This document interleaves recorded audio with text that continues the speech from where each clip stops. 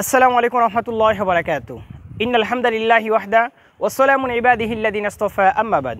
কাছে এবং দূরে যে যেখান থেকে আমার কথাগুলো শুনছেন বা শুনবেন সকলকে জানাচ্ছি আন্তরিক শুভেচ্ছা ও অভিনন্দন। আমি হাবিব আছি আপনার সাথে কথা বলবো ইসলামী ফাউন্ডেশনের যে হাদিয়াটা আছে বা বেতন বলতে পারেন, সেই বেতনটা কবে দিবেন সে বিষয় নিয়ে মূলত আলোচনা করবে ইনশাআল্লাহ। কেননা আমাদের অনেক প্রিয় ভাইয়েরা আমাদের কমেন্ট বক্সের মধ্যে বলে যে প্রিয় ভাই আমাদের হাদিয়াটা তথা আমাদের বেতনটা কবে দেওয়া হবে সে বিষয়ে যদি আপনার কাছে কোনো তথ্য থাকে তাহলে আমাদেরকে জানালে ভালো হবে। তাদের উদ্দেশ্য মূলত আমাদের এই কথাগুলো বলা। তো আমাদের সকলের উদ্দেশ্য বলতে পারি যে বাংলাদেশের ৮৮,০০০ শিক্ষকের জন্য একটা দুঃখের খবর হচ্ছে ঈদুল আজহার আগে আমাদের বেতনগুলো মূলত পাচ্ছি না।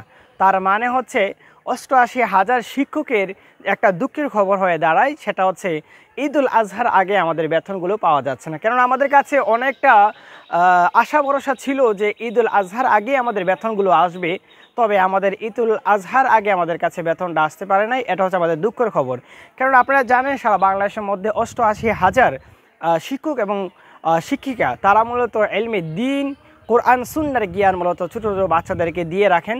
তো তাদের হাদিয়াটা মূলত এখন বিলম্ব করা হচ্ছেন এবং তারা আশা ছিল যে ঈদুল আজহার আগে তাদের হাদিয়াটা পেয়ে যাবেন এবং ঈদুল আজহাটাকে সুন্দরভাবে কোরবানির মাধ্যমে উদযাপন করবেন, সেই আশা ছিল। কিন্তু তাদের জন্য একটা দুঃখের খবর হচ্ছে এটা যে আপনার ঈদুল আজহার আগে আমাদের বেতনগুলো মূলত পাচ্ছি না। সেটা আমাদের সূত্রটা কোথায়, সেই সূত্রটা আমরা তথ্যটা সেটা জানতে পেরেছি আমাদের জেলা পর্যায়ে এবং আমাদের কেন্দ্র থেকে যে নোটিশটা প্রকাশ হয়েছেন সেই নোটিশের মাধ্যমে আমরা জানতে পেরেছি। তবে আলহামদুলিল্লাহ হতাশার বিষয় পরেও আমাদের, কেননা আল্লাহ সুবহানাহু ওয়া তাআলা বলেছেন যে যখন তোমাদের কাছে দুঃখ আসবে দুঃখের পরে সুখের খবর আসবে ইনশাআল্লাহ।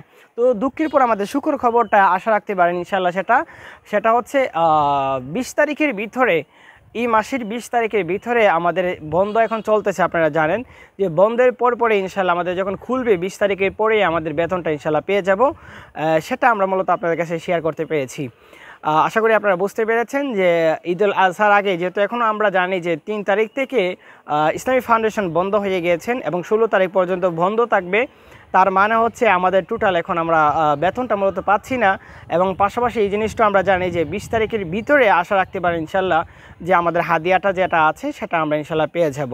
তবে দুঃখের বিষয় হচ্ছে এটা যে বাংলাদেশের উলামা একরামগণ যারা এলমে দ্বীন এলমে জ্ঞান মানুষদেরকে দিয়ে থাকেন, তাদেরকে আমাদের কেন যেন রাষ্ট্র, যে কোনো রাষ্ট্র আসো না কেন, যে কোনো অবস্থার ভিতরে থাকে না কেন, তাদেরকে কেন যেন একটু বাঁকা চোখে দেখার জন্য চেষ্টা করে। অথচ তারা ছিল এই সমাজের মধ্যে এবং এই রাষ্ট্রের ভিতরে তারা কোরআন সুন্নাহ এজমা কিয়াসের মাধ্যমে মানুষদেরকে জ্ঞান দিয়েছেন। তাদেরকে সম্মাননা বৃদ্ধি করে দেওয়া এবং তাদেরকে সম্মান, প্রতিটা অবস্থার ভিতরে তাদেরকে সম্মান করা এবং তাদেরকে সম্মাননা দেওয়া, সেটা থেকে আমরা মূলত এখন গাফেল হয়ে গেলাম। আসুন আমরা সবাই ঐক্যবদ্ধ হই এবং ইসলামটাকে সামনে ধরি, ইসলামী আমরা একটা সমাজ গঠন করি। ইসলামী সমাজ যতক্ষণ আমরা গঠন করতে পারবো তাহলে আশা রাখতে পারেন আলেম ওলামাদেরকে ইনশাআল্লাহ শ্রেষ্ঠ যে মর্যাদা আছে সেই মর্যাদা আমরা ইনশাআল্লাহ পেয়ে যাব। আল্লাহ রাব্বুল আলামিন আমাদেরকে বুঝে শুনে আমল করার তৌফিক দান করুক এবং আল্লাহ রাব্বুল আলামিন আমাদেরকে ইলমে দ্বীন এবং তাসাউফের জ্ঞান অর্জন করার তৌফিক দান করুক। আমিন। আসসালামু আলাইকুম ওয়া রাহমাতুল্লাহি ওয়া বারাকাতুহু।